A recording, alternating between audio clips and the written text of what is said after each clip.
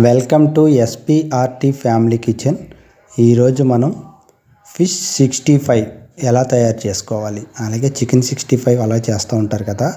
ఇది ఫిష్ 65 అండి. చాలా బాగుంటాయి, చాలా యమ్మీగా ఉంటాయి, చాలా క్రిస్పీగా ఉంటాయి, అలాగే చాలా కారంగా కూడా ఉంటుంది, బాగా ఉంటాయి. స్నాక్స్ కింద కూడా చాలా బాగా ఉపయోగపడతాయి. ఇది బాగా 4 కేజీల ఫిష్ని కట్ చేయించిన దాంట్లో చిన్న ముక్కలుగా కట్ చేసుకుందామండి.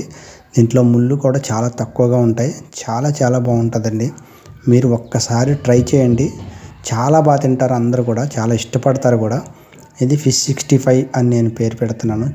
చాలా బాగుంటుంది. అయితే చూడండి ఎంత మెత్తగా ఉంటాయో, అలాగే ఎంత క్రిస్పీగా ఉంటాయో, అలాగే అంతే హాట్గా కూడా ఉంటాయండి. ఈ ఫిష్ 65 తయారు చేయడానికి కావాల్సినవి ముందుగా ఒక 1/2 కేజీ ముక్కలండి. మంచి ఫ్రెష్ ఫిష్ ముక్కలు కట్ చేయించుకొని దాని నుంచి మరొక చిన్న సైజు, అంటే మనం చికెన్ ముక్కలు ఎలా కట్ చేయించుకుంటామో అలా చిన్న ముక్కలుగా కట్ చేయించుకోవాలి, లేదా మనం కట్ చేసుకోవాలి.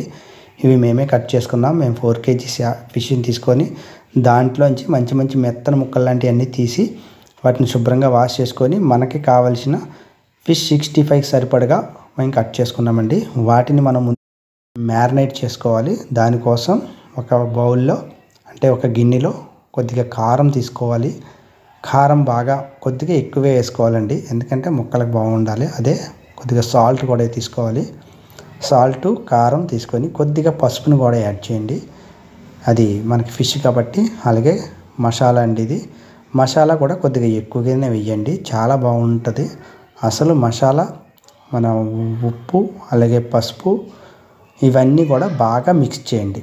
అలా బాగా మిక్స్ చేస్తే మనకి ఒక గ్రేవీ టైప్ తయారవుతుంది. ఒకవేళ మీకు గ్రేవీ గట్టిగా అనిపిస్తే కొద్దిగా వాటర్ని వేయండి, ఎందుకంటే వాటర్ వేయడం వలన కొద్దిగా లూజ్ అది మొత్తం కూడా ఒక మసాలాలా తయారయ్యి పేస్ట్ లాగా ఉంటుంది. అది మనకి ముక్కకి పట్టుకోవాలి. ఇప్పుడు గట్టిగా ఉంటే ముక్కకి పట్టుకోవద్దు కాబట్టి మనం ఏం చేస్తున్నామంటే కొద్దిగా వాటర్ వేసి కొద్దిగా లూజ్ చేస్తున్నాం. అయితే ఈ ముక్కలన్నింటినీ కూడా మనం మ్యారినేట్ చేయాలి కాబట్టి ముందు మొత్తం ముక్కలన్నీ అక్కడ వేసేసి చూడండి ఎలా ఉన్నాయో. చూస్తాకే అసలు మనం ఫిష్ అంటే కదా నమ్మలేము, చికెన్ ముక్కల్లా ఉంటాయి చూస్తాకే. అంత నీట్గా కట్ చేసుకున్నాము. మీరు కూడా అలాగే కట్ చేసుకోండి, చాలా బాగుంటాయి ఇవి. అసలు ఊహించకుండా చాలా బాగా వస్తాయండి. మీరు కూడా చేసి చూడండి. అయితే అలా ఉప్పు, కారం, మరి మసాలా, పసుపు ఇవన్నీ వేసి మనం ఒక 2-3 గంటలు లేదా ఒక 6 గంటలు, కనీసం హాఫ్ డే అయినా సరే మీరు మ్యారినేట్ చేసుకోవచ్చు. మీ టైంని బట్టి అడ్జస్ట్ చేసుకోండి. తర్వాత మనం తీసిన తర్వాత మనం కొద్దిగా కార్న్ఫ్లోర్ని యాడ్ చేసుకోవాలి. ఈ కార్న్ఫ్లోర్ కూడా వీలైనంత వరకు తక్కువగా యాడ్ చేసుకోండి. మరీ ఎక్కువగా ఉంటే అది కార్న్ఫ్లోర్ మనం హీట్ అయినప్పుడు పైనే ఉండిపోయి ముక్క ఉడకకుండా లోపలికి వెళ్ళకుండా ఇది ముక్క అంతా కూడా ఇది అయిపోతుంది. చూడండి అలా గ్రేవీ టైప్లో కూడా ఉండాలి. ముక్కలన్నీ కూడా చాలా బాగా మిక్స్ చేసుకోండి కార్న్ఫ్లోర్ని. ఒకవేళ కొద్దిగా ఉప్పు, కారం ఏదైనా సరిపోయిందా లేదనేది చెక్ చేసుకోండి. ఇప్పుడే చిన్నది టేస్ట్ చూసుకోండి, అంటే మనం తర్వాత వేయడానికి కుదరదు కాబట్టి మనం ఇప్పుడే చెక్ చేసేసుకోవాలి. చూడండి ఎంత బాగా మ్యారినేట్ అవుతున్నాయో. ఇవి చాలా బాగుంటాయండి. అయితే మనం ముందుగా స్టవ్ వెలిగించి స్టవ్ మీద ప్యాన్ పెట్టుకుంటాం.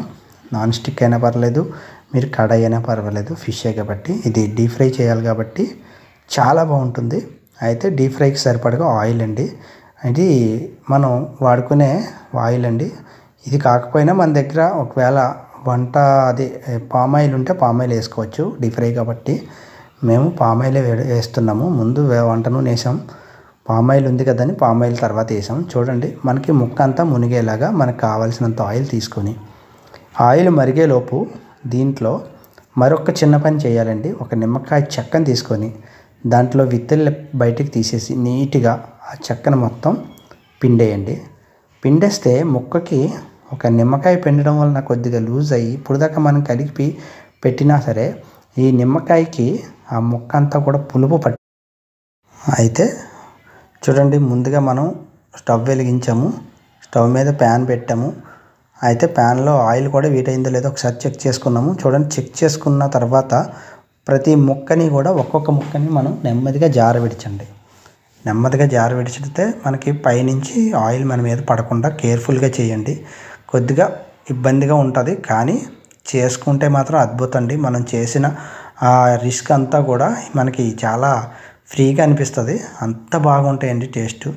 మళ్ళీ మళ్ళీ ఇవే చేసుకోవాలి, ఈ ఫిష్ 65 మనం ఇన్ని రోజులు మిస్ అయ్యామా అన్నంత ఫీల్ అవుతుందండి. చాలా బాగుంటాయి. అలా మొత్తం అన్ని ముక్కల్ని వేసేయండి. ఒకదాని మీద ఒకటి వేసినా ఒకదానికి ఒకటి అంటుకున్నా ఏం పర్వాలేదు. ప్రతి ముక్క కూడా ముక్క టు ముక్క డివైడ్ అయిపోతుంది మన హీట్కి. మీరు మాత్రం మంటను మాత్రం స్లోలో సిమ్లో మాత్రమే పెట్టుకోండి. అస్సలు హైలో పెట్టొద్దు, ముక్క మాడిపోతుంది. పైన మసాలా మాడిపోతుంది తప్ప లోపల ముక్క ఉడకదు. అందుకని మీరు వీలైనంత వరకు సిమ్లోనే పెట్టి మొత్తం అంతా ఒక 15 నిమిషాల నుంచి 20 నిమిషాలు పడుతుంది టైము.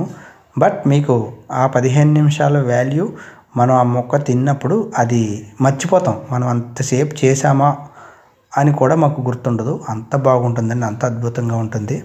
మీకు వీలుని బట్టి ఒక్కొక్క ముక్కని టర్న్ చేయండి. ఆ జాలీతోనైనా పర్లేదు, లేదైనా పుల్ల తీసుకొనైనా పర్వాలేదు. మొత్తం అన్ని బుడగలన్నీ వెళ్ళిపోతే మనకి ముక్క అంతా కూడా తయారైపోయిందండి ఫ్రై. ఈ ఫిష్ ఫ్రైని మీరందరూ కూడా తప్పగా చేసుకుంటారని, ఈ ఫిష్ 65ని నేను అనుకుంటున్నాను. అలాగే అందరూ కూడా మరొక్కసారి నా ఛానల్ని మొదటిసారిగా చూస్తున్నట్టయితే సబ్స్క్రైబ్ చేసుకోండి, అలాగే లైక్ చేయండి. అలాగే మీకు నా వీడియోస్ నచ్చినట్టయితే మీ ఫ్రెండ్స్ అండ్ ఫ్యామిలీకి సజెస్ట్ చేసి సబ్స్క్రైబ్ చేయమని చెప్పండి. చాలా బాగుంటుంది. ఈ ఫిష్ 65 మనం తయారైపోయిందండి. బుడగలన్నీ వెళ్ళిపోయినాయి. మనకి నచ్చిన ప్లేట్లో తీసేసుకొని అలా ఉట్టి నోటితోనైనా తినవచ్చు. దీంట్లోకి కాంబినేషన్గా ఏదైనా పప్పుచారు అలాంటిది చేసుకొని పక్కని ఈ ముక్కలు పెట్టుకొని నంజుకూరగా పెట్టుకొని తింటే మరి ఉంటుందండి. అసలు ఆ మజానే వేరండి. చాలా చాలా అద్భుతంగా ఉంటుంది. మీరు కూడా ట్రై చేస్తారని ఆశిస్తున్నాను. చూడండి, చూడటానికి ఇంత బాగుందంటే తినటానికి ఎంత రుచిగా ఉంటుందో మీరే ఆలోచించండి. కొంచెం జాగ్రత్తగా కేర్ఫుల్గా చేయండి, నూనెతో పని కాబట్టి. అంతకంటే నేను మరొకటి చెప్పలేను. అందరికీ కూడా మరొక్కసారి అడ్వాన్స్డ్ సంక్రాంతి శుభాకాంక్షలు అండి. ఈ సంక్రాంతి టైంలో మీరు ఇలాంటి వీడియోలు, ఖాళీ టైంలో మీరు ఇలాంటి రెసిపీస్ తయారు చేసుకొని ఎలా వచ్చేయిందో నాకు తెలియజేయండి. Thank you.